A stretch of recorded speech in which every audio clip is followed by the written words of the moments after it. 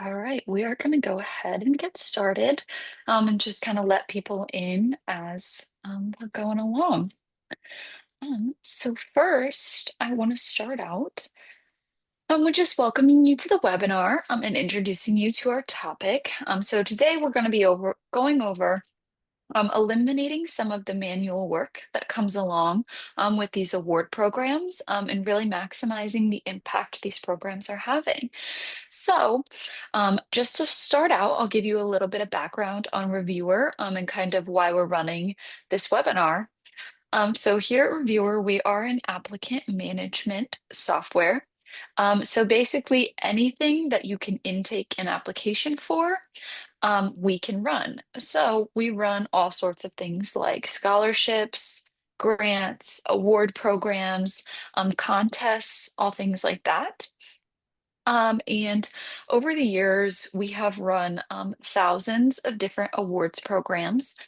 So we are just trying to bring to you guys today some of the things that we have been seeing, some of the issues, some of the best practices, and just some of the ways that you can take these manual programs you may have and elevate them and make them more automatic and take less burden off of you guys.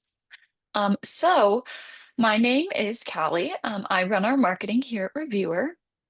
So my role in today's webinar is just to kind of give you guys some insights on some things that we're seeing just through our market research and as people are coming to Reviewer, some things that they may be doing and some issues that they may currently have with their awards programs. So I also have Hallie here from my team, and I'll let her introduce herself. Yeah, I'm Hallie. I am a member of the customer success team here at Reviewers. So my day-to-day kind of looks like working with customers one-on-one from when they are first onboarded into Reviewer, up until we are done accepting applications for their event, done evaluating, and they're ready to get started for next year's event. So I kind of bring some insight of what I'm seeing our admin come from what they're using before. So why they came to Reviewer, what we have that other programs or methods don't have to offer. And then also just kind of understanding what we do to kind of make a better experience for our admin. Because at the end of the day, we know that you guys are putting a lot of work into this. So why don't we make it easier and a better experience for you? I just want to note before we get started that we do have the chat open. So if you have any questions as we're going or need us to maybe slow down or go back, just pop it in the chat and we can kind of answer as we're going. And then we also will open up at the end for a little bit of question and answer. So that being said, let's get started. All right. So the first thing we want to start with is we just kind of want to get a feel of where everybody on this webinar is kind of at with their processes. So if you just kind of want to comment maybe what your processes look like, maybe you're completely manual, like spreadsheets, things like that. Maybe you're using another tool. Maybe you're using multiple tools to kind of hack these together. Whatever you might be using to kind of run these, if you just want to drop those in the chat. And while you guys are doing that, I will kind of run over where we're at today and some ways that we're currently seeing people, how they're currently running their programs. So the first one, like I said, is a very manual process. So we're seeing lots of things like Google Forms, lots of spreadsheets, lots of emailing things to evaluators, lots of going back and forth in that kind of way. And we're also seeing multiple tools being used together. And then we are also seeing just some limited reach with member participation. And then maybe a one-time event where these awards are being done. Right. So it looks like in the chat we're getting a lot of A's. So there are a lot of people um, using spreadsheets and things like that, whether it's like Google Sheets or if you're using any of the Microsoft products, things like that. Right. So we're going to move along. Yeah, just to kind of piggyback off of what you guys are putting in the chat, I think that today's webinar will be super insightful for you guys because you understand your process, how manual it is, and then also just understand how limiting using Google Forms, Google Sheets, Excel, whatever that might be, how limiting that is for your not only submitters for what they are able to submit, but also what you're able to capture from those submissions. So you guys really do understand that kind of side of things where maybe you're wanting more, and that's kind of where reviewer comes into play. So just kind of to go over our current reality. So maybe what we're seeing versus what reviewer does to kind of combat that. So first thing is nomination collections. So for those of you who are maybe using those Google Forms, and putting that into a spreadsheet and trying to keep track of everything. If you're doing a nominator for an award or something along those lines, just having everything be in one place. So instead of a Google form where you submit part of it, but you still have some outside information that needs to be submitted that you can't do through Google Forms, reviewer, we can submit everything through in one place. So you don't have to worry about items getting lost, not being sent, not really allowing any room for error where it can be on the admin's fault, where you didn't find something you're missing. So kind of protecting yourself there. Second thing is manual packet creation. So kind of just having those individual submissions and keeping them organized. So you guys all have access to each individual submission, everything involved with it, we can download.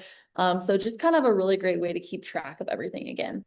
Review committee chaos. So for a lot of grants, awards, scholarships, whatever it might be, those who are actually evaluating and deciding your winners, they're going to be volunteers. If they're not volunteers from the community, they're going to be people in your organization that are donating their time to you to evaluate your submission. So having that in mind, we really want to make sure that we keep our volunteers around because without them, you don't have a way to come up with a winner with a non-biased view. So making sure that those reviewers, your volunteers, have the best process available. So again, having everything in one place, we don't have a submission on 4 different emails and then a printed out evaluation scorecard, everything in one place so that it's just easy for the reviewers to keep track of everything and just have a good view of everything they have to get done. And then just to be able to keep track again.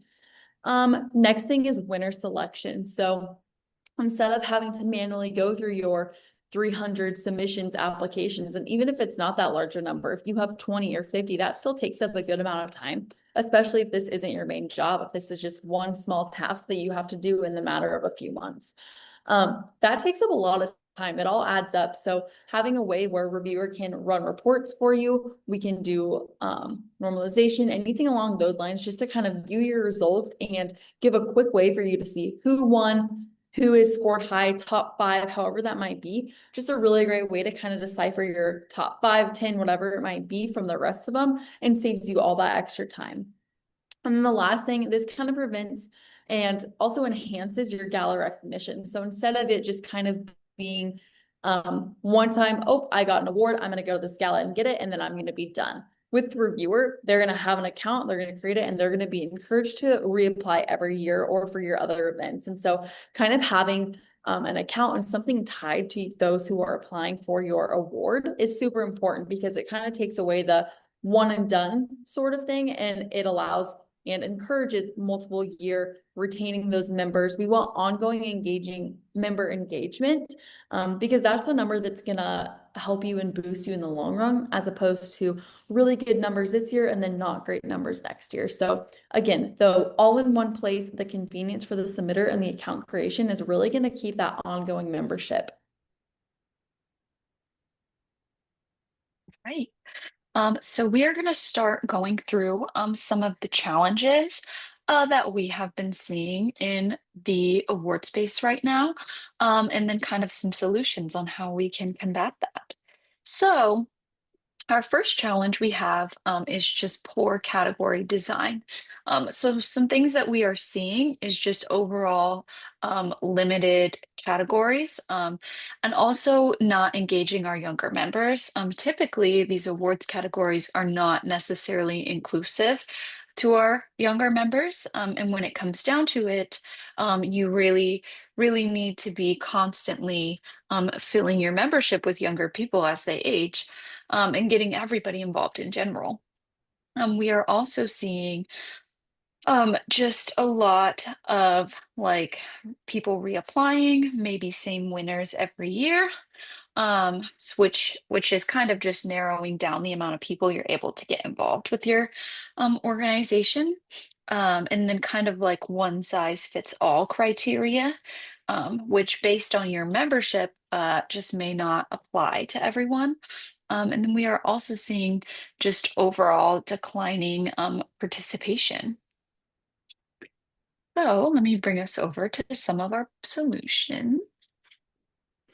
Yeah, so some of the things that we do to kind of combat that is you really want to make your awards that you're running be all inclusive. So obviously we can't do an award that everyone can fit into because then obviously everyone's going to apply and how do you choose who's deserving? So having awards in different categories that there is something for everyone and then from there you can pick the best is super important because having that engagement in multiple applications is super important. So first example being career stage categories. So we don't want this to just be for our members of our organization who have been there for 40 plus years, who have obviously made great waves in your organization and made a name for themselves, but also for those who are at an entry level, for those who are first into your organization, kind of having that spread out so we're not just looking specifically into one category. Function-based awards. So kind of diving deeper into that, we'll step aside from age and we'll do more towards what they're doing in their organization, in their area of your organization. So what are they good at? Are they great with the technical side of things, leadership? Having function-based awards so that you can kind of showcase who is really good in your organization at what, because there's obviously going to be someone for every category. So kind of creating categories that make sense with your organization and then also with many people that kind of fit into those categories. So it will kind of depend on your organization based on what you guys do, but there's going to be something there. Next thing is organization size tiers. So if you are a large organization or corporation with many different memberships, so many different companies underneath you, obviously they're not going to be all one size fits all. So if you have a large organization and then a small business, making sure that there's something for everyone, that's going to put a bad taste in people's mouth if we're only highlighting those big organizations that are making millions and millions of dollars a year. And then there's a small business who has made a great profit and done great things. They just obviously can't compare in their first few years to those large organizations. So making sure that, again, you have something for everyone who fits into those categories. And then the last thing is innovation and growth recognition. So this is kind of where we're going to put everything into one, and then we're going to highlight specific people. So Callie and I might be in completely different areas of the reviewer organization, but she is a breakthrough innovation. She came up with a really great marketing strategy that did great things for our company. And I'm a rising star, might be newer, but I'm building my way up in the ranks. So making sure that there's something for everyone. And that kind of combines the career stage categories, the function-based awards, the organization size tiers, and then just kind of highlights like specific areas of those members of your organization. All right, perfect. We are going to move on to our second challenge we've been seeing, which is just a high barrier nomination process. So this is kind of looking at what is possibly killing your participation from the nomination side. So one thing we're seeing is if you are running an awards program and people do need to be nominated for these different categories, we see a lot of organizations going wrong is just having really complicated nomination processes. Um, so that could be anything from like getting emails and having to fill lots of stuff out. Maybe it's not all in one centralized place. Possibly the exciting thing for the applicant is knowing that they're being nominated. So just having a smooth process when it comes to um, the people that are being nominated. Yeah, so with that, I'll kind of go into this a little bit and then I'll actually show you what the nominator nominee process looks like. So, um, something that we kind of like to put a little bit of an emphasis on is during the actual nominator process, obviously what the nominator has to say about the nominee is important because there's a reason that this nominee is being nominated, right? But at the same time, we really are going to care about what the nominee has to say. So, why they deserve this award. And so, keeping the nominator side of things short and simple is A, it's going to bring your numbers up because there's going to be a bunch more nominators willing to fill out that nomination form if it's going to take them 5 to 10 minutes, as compared to if it's a 3, 4, 5 page long nomination with 10 essays within it. So making sure that we keep it simple and also engaging for those nominators because we want those numbers to be up. We want multiple nominees. We want it to be a competitive award process. Second thing being automated notification to nominees. So a lot of things that we see for those who are maybe doing a gala recognition. So it's going to be kind of a sly behind the back. Oh, I'm going to nominate Callie, but I'm not going to tell her. And so then, but I'm going to slip up because I need some information that I don't know the exact answer to. And then it kind of takes out that fun part of the gala recognition because they know that they've been nominated and they're in the running for it. So that, and then also if we just tell them up front from the start, so I'm gonna nominate Callie for this award, and she's getting that email and she can fill it out. The information she provides is going to be 10 times better than if I was just trying to wing it based on what I know about Callie. And then it kind of just it's going to get that second excitement factor. So she's excited that she's nominated, and then she has that time to wait. And then once she's at that gala, she's going to know exactly what to be looking for, and she's going to be excited waiting to hear if she got that award or not. So kind of making it more of a smooth process because either way, 9 times out of 10, your nominee is going to find out that they've been nominated for something. So making sure it's a smooth process and still allowing for that excitement when it comes time for award is super important. Kind of touched on the nominee, making sure that they get to fill out the most accurate information. Yeah, so kind of all that just ties into increasing your numbers and nominations and then also your member engagement scores. So when there's multiple parties in your organization involved, that's automatically going to boost those numbers. Callie, I'm going to steal that screen share from you. And then I'm going to show you guys what our nominator nominee process looks like. So I'm sure that all of you guys in your organizations have a website that members of your organization kind of keep up to date. That's how you keep them updated. So a lot of the ways that our admins share out the link to the microsite where they're going to apply for these awards is in their website. Obviously, you can send it out in an email, however that works, but this is a really great way to kind of get some more traction on your website as well.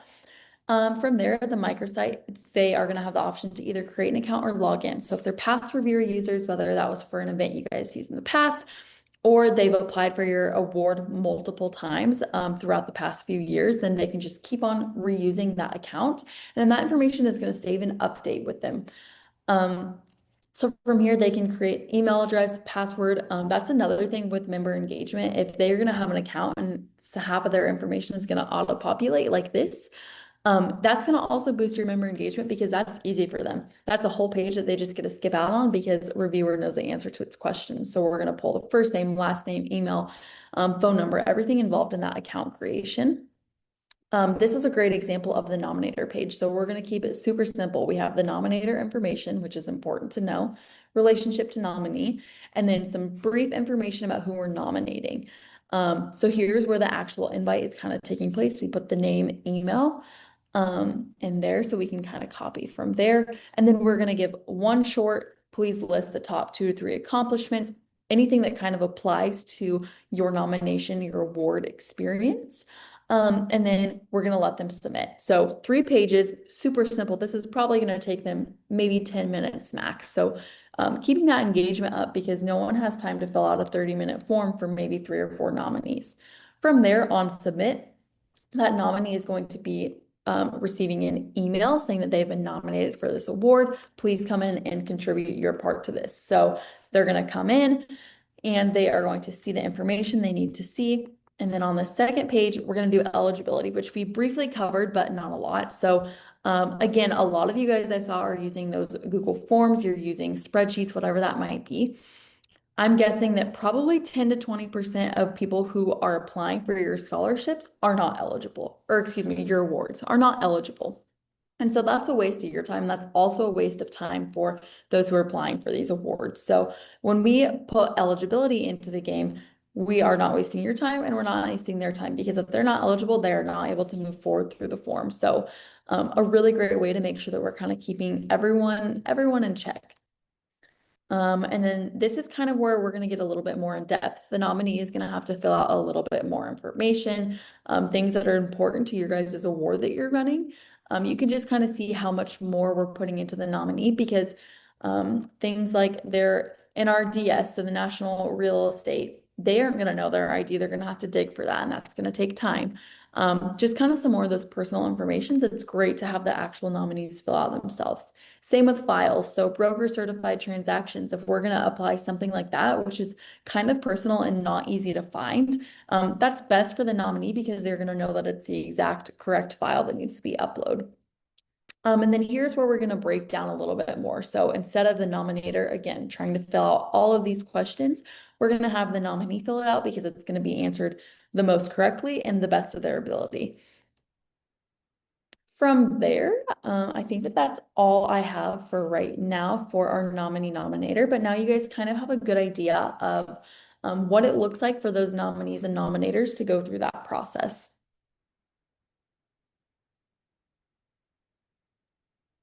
All right, perfect. So now we are going to move on to our third challenge, which this one is more based around your volunteers or the people that you actually have judging or reviewing these applications. So one thing we're seeing is definitely just reviewer overload, especially if you have a lot of submissions. Um, so if you do have a lengthy spreadsheet process where things are getting sent back and forth, sometimes over time, if you have a lot of submissions, that can get really difficult for them.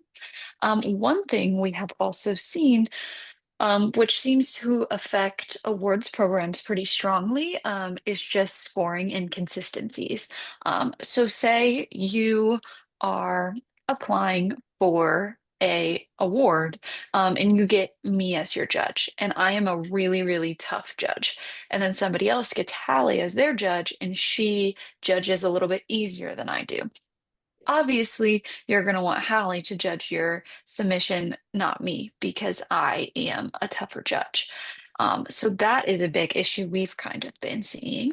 And then also possibly some bias, especially in those programs where you can actually, the reviewers may actually know the people they are possibly reviewing, especially if this is like an internal organization award. So just being able to see who it is, and then also possibly seeing sensitive data.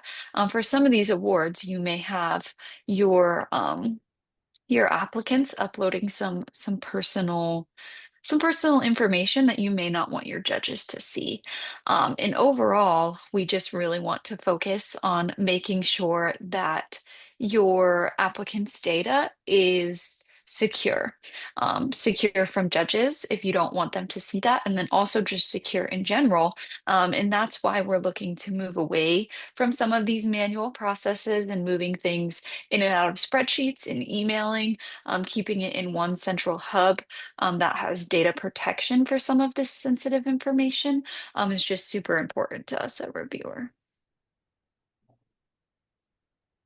Yeah, so with that, there's a few things that we do to combat those issues. So first thing being the smart workload distribution. So that kind of goes back to the reviewer fatigue. So if I have to judge 80 applications, by the time I get to the 80th one, I am not going to be putting my best effort forward and I'm not going to give as good of an evaluation as a score as I did for the beginning. I'm not going to be as enthusiastic. It's not going to be fair because my attention isn't going to be way less than it is for the first one. So with that, we do a maximum of 30 nominees per reviewer, kind of set that so that it's fair for everyone. And then from there, we can do a maximum and minimum so that you don't have to worry about maybe you putting bias on deciding who's going to score who. And then you can just have it randomly decide who's going to score which submission. Score normalization, I'll kind of show you guys an example of that in just a moment.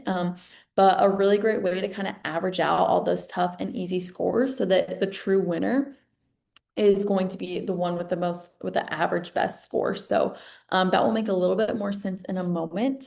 Redaction and anonymous review. So again, especially with those internal awards, we don't want, if we're going to have our volunteers from within the organization, we can't be having them judge people that they know. So taking away that any personal information, any files, names, contact, whatever that might be, making sure that that's removed because again, this is for the applicants, this is for those who are needing these awards, wanting these awards. And so we want to make sure it's fair for them. And the last thing, kind of tying everything back together about it all being in one place, but also the mobile review platform. So we are in the day and age where everything is on technology and that is not going to ever go away. And so really kind of embracing that and understanding that everyone has a phone in their hand or pocket 24 hours a day. And so kind of taking advantage of that and being, this is going to be the easiest process for my reviewers. So I'm going to let them do this on their computer, on their phone, whatever works best for them, because you're going to have better results that way. And it's going to be a better experience for those reviewers, those volunteers who are already spending hours a day on their computers, phones, iPads, whatever that might be. I'm going to steal the screen share again. And I am just going to show you, first of all, I am going to show you creating the review workflow. So I'm just going to briefly touch on that randomization for setting up evaluations because that's pretty important to kind of keep up with the fatigue of your reviewers.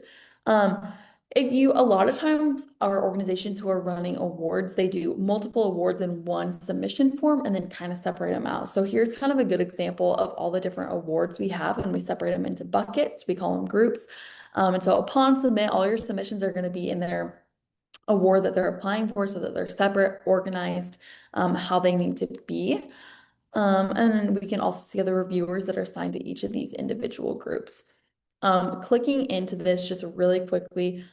So here we can see all the submissions that are in the group I clicked into, and then also the judges. And then from there, we can actually make the review assignments. So this is the auto assignment I was kind of talking about where we can set a maximum and minimum, and then it's going to randomly assign those submissions to reviewers based on the minimum and maximum.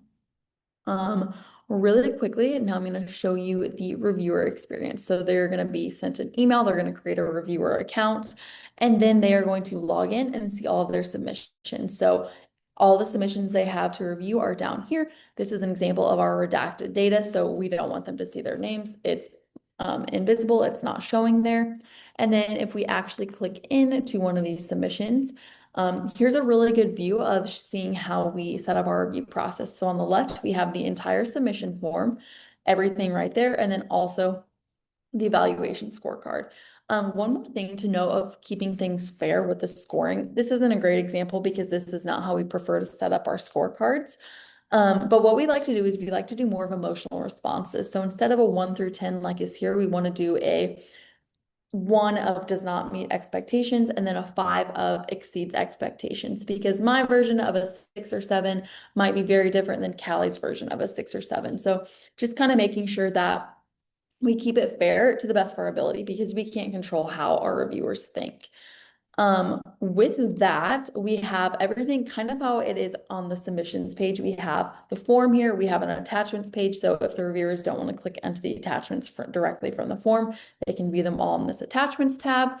There's a notes tab, so we can see there's obviously going to be more than one reviewer assigned to each submission. And so notes within reviewers who are assigned to the same submission, they can be seen there. Comments can be shared with the actual applicant and then supplemental forms. So your actual nominee application is going to be a supplemental form to your nomination application. So that way you can see the nominator, nominee, all that.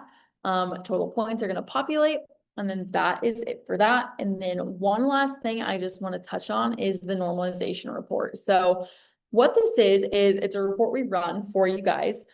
On the left here, we have all of our submissions, and then on the top here, we have all of our judges. And so when you align these, it just shows us each score that the judge gave each individual submission. From there, we're going to average it out. So what is the average score that each judge gave the submissions? Here we can see Judge Judy gave a tough score of 23.875 on average, but Tony gave a easy score of 31 or 34.125. So obviously I want Tony to judge my submission because he's going to average a higher score. Well, with the normalization report, we take those averages. So if I'm Tony and my average score I gave out was a 34, that's going to be a 1 because that's my average. Anything above a 34 is going to be above average, and then anything below is going to be below average. So then we use that to kind of put our rankings over here of so we can see who truly was consistently above average for all reviewers.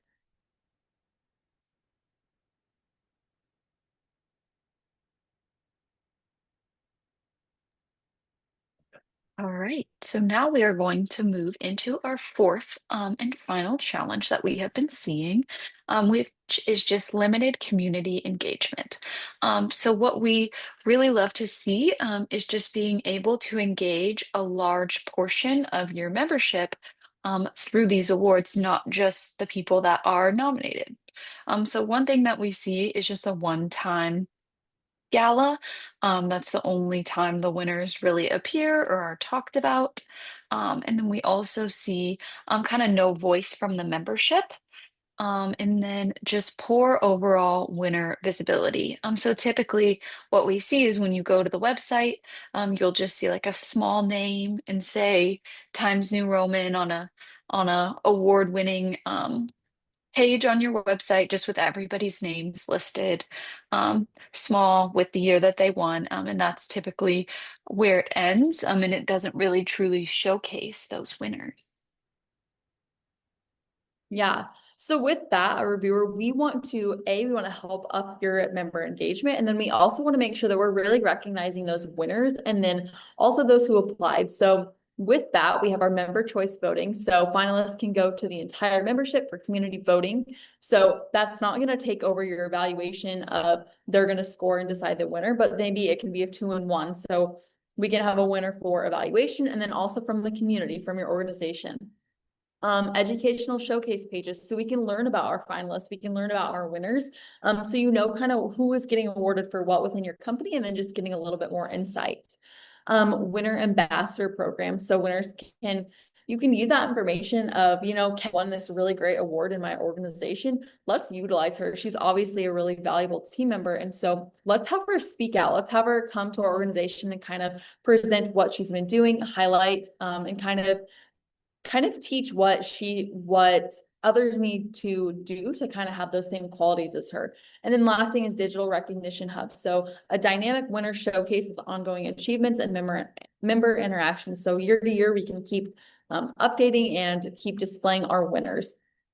I am going to show you really quickly what that showcase kind of looks like. So here is going to be the public showcase. So these are going to be the finalists of your nominees. And then this is where we can actually do a public vote. And then that can kind of be where you see your member, who your members think should be the winner of that. We can do kind of some profiles for those. Public showcase, so you can choose from items within the form that you want to share that you think is important to showcase, to highlight for those who are voting. And then we can also do a gallery of pictures. So if there's any important pictures that need to be shown with that. Then one last thing, we can either do a thumbs up or thumbs down. And then we can also do a 1 through 5, 1 through 10. And then that can be kind of how they engage and incorporate their feedback into that selection process.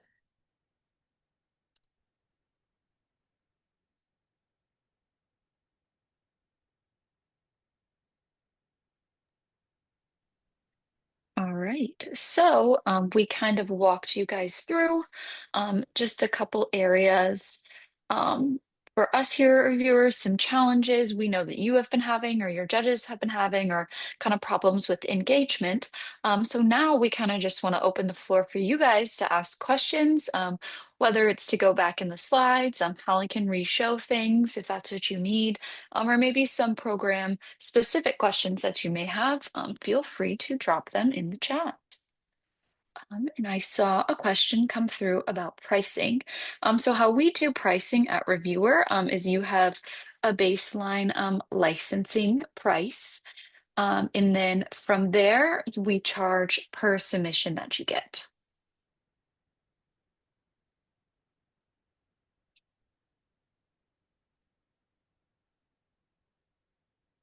I know that we also do a few where they do a per event. So you can pay for events as a whole also.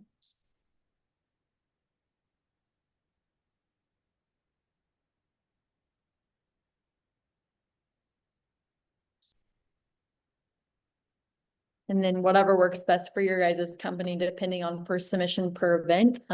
That's a really great question to talk to Kyle about what contract kind of works best for the awards program that you're running through your organization. Yes, so quite a bit of customization can be done with your scoring. So if you want to do the 1 through 10, any number kind of scaling scoring can be done. We also have some people who just do solely text spot questions. The only thing with that is that if we want to do a total calculator at the bottom, it has to be from a multiple choice question. We also do kind of the emotional responses that we talked about. And then within that, some people do weighted responses. So you can have each kind of section of your evaluation form be weighted at a certain percent, or certain questions weighted. Yeah, it can be branded to match your branding. It can be customized quite a bit. We do offer brand colors within the entire site. So not only for the evaluation form, but also for the submission form. And we also allow for a banner to be at the top. So lots of great opportunities to incorporate your brand colors, your banner, whatever that might be. Right. So if you have any more questions following up from this webinar, feel free to book a meeting with somebody from our team with that link I dropped. We will also be sending out a follow-up in the next couple days with a copy of this recording. So if you need to send that to other team members or need to kind of go back and rewatch things, we'll be sending that out shortly. But thanks for attending our webinar today, and feel free to reach out.